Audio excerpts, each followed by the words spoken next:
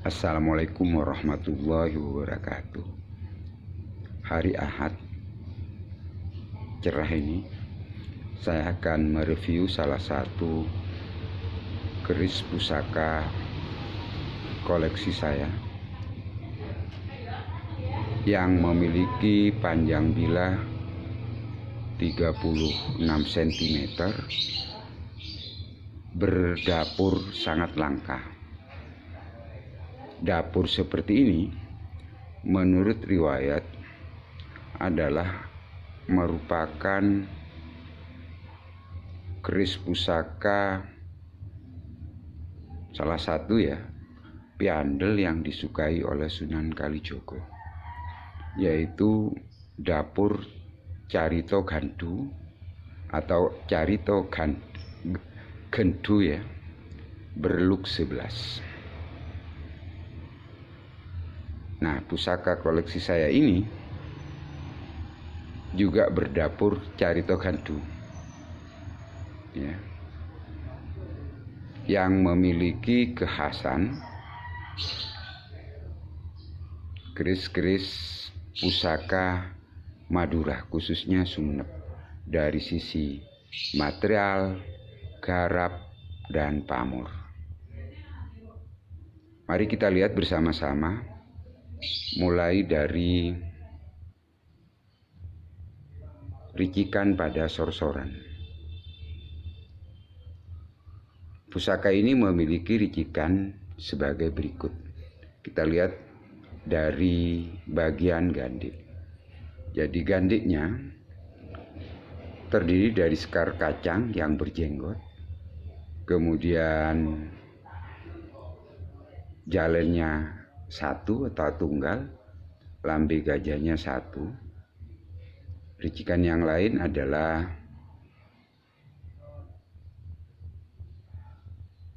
pijitan atau belumbungan. Jadi pemirsa bisa melihat ini. Sedangkan bentuk ganjanya sabit rontal. Kemudian ricikan yang lain yang di tengah, kalau kita amati, memiliki odo-odo atau geger sapi.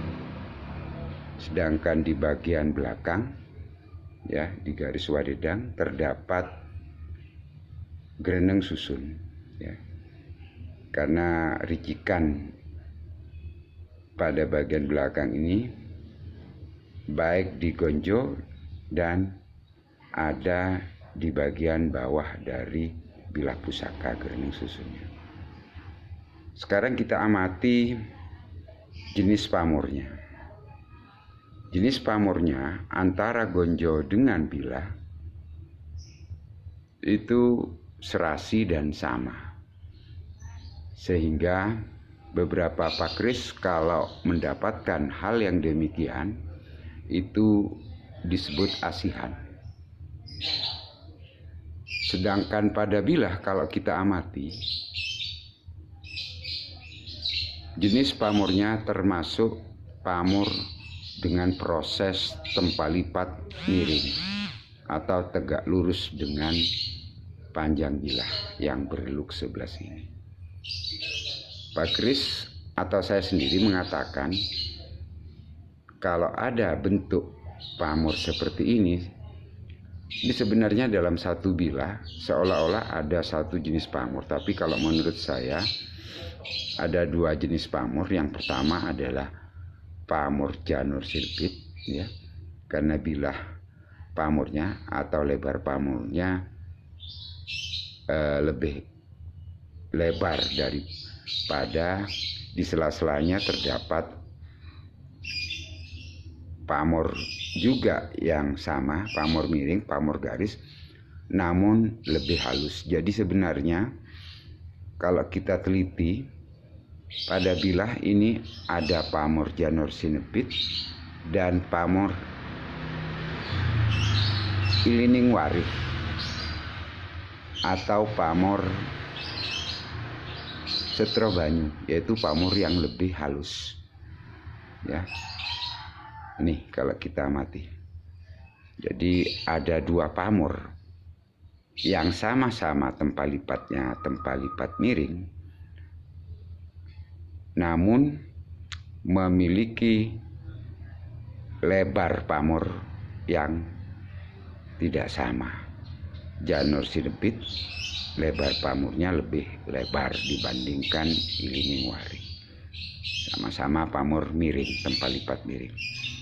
Kemudian bentuk dari bilah dikarenakan di bagian tengah terdapat odo-odo, walaupun odo-odonya tidak se ekstrim pada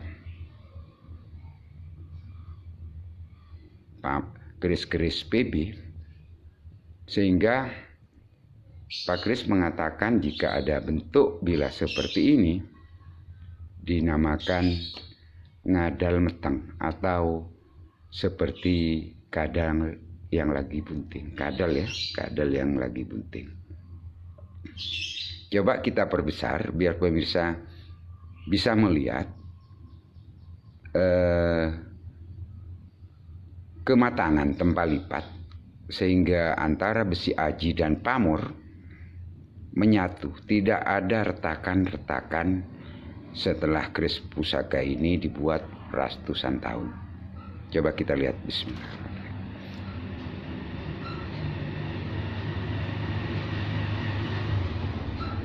Warangkanya ini ya, gaya Mansulu lawasan.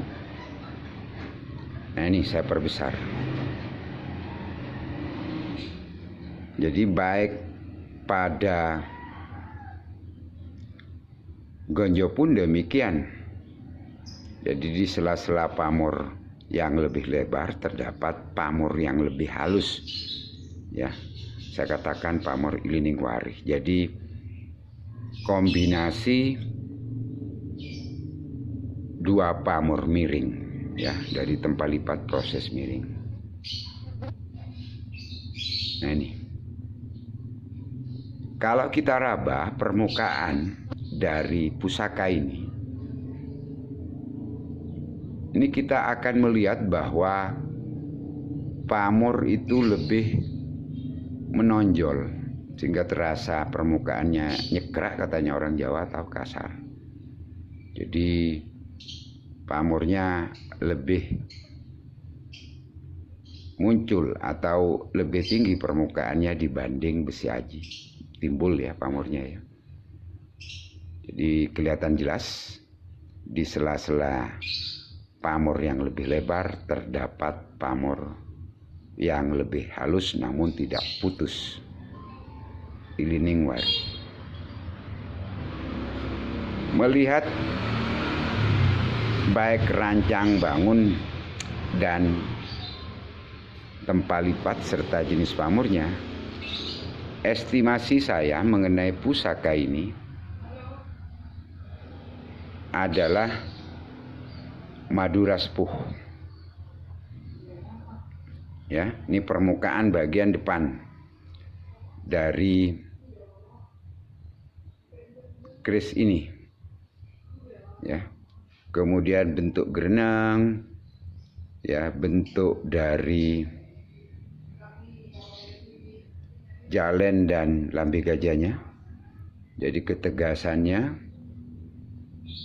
ini garap khusus ya. Karena apa? Membuat proses tempat lipat miring, proses penciptaannya lebih rumit dibandingkan dengan pamor melumah. Jadi ketelitian sang empu pada saat menciptakan pusaka ini dengan proses doa dan harapan yang dimunculkan atau diwujudkan dalam pusaka ini, tentunya dengan dapur caritokan tuluk 11 pamor, kombinasi antara ilining waring dan janur sinebit dalam satu bilah. Ini membutuhkan ketelitian.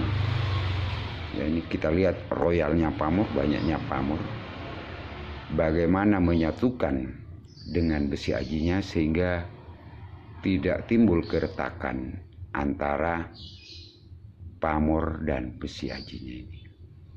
Ini butuh ketelitian pada saat proses pembakaran dan penyepuhan pusaka ini.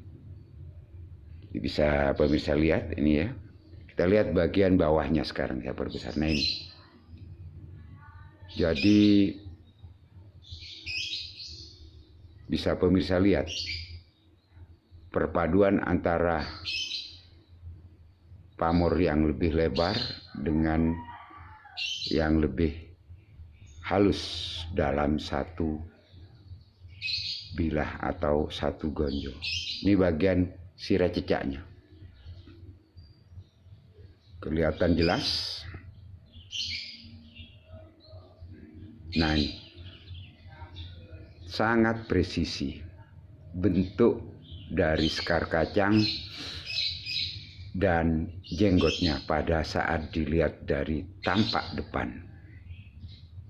Jadi pemirsa bisa melihat ya, pusaka ini relatif utuh dan tebal, ngadal metang, seperti kadal yang lagi bunting bilahnya.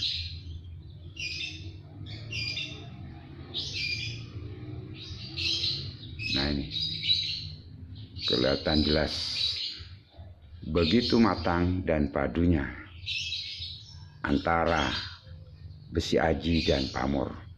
Walaupun pamornya terus terang ini bisa dikatakan royal ya, ciri khas keris-keris Madura. Khususnya ini merupakan keris pusaka yang diagem turun-temurun di kalangan famili Sumeneb atau bangsawan Sumeneb. Sekali lagi, terima kasih atas atensi dan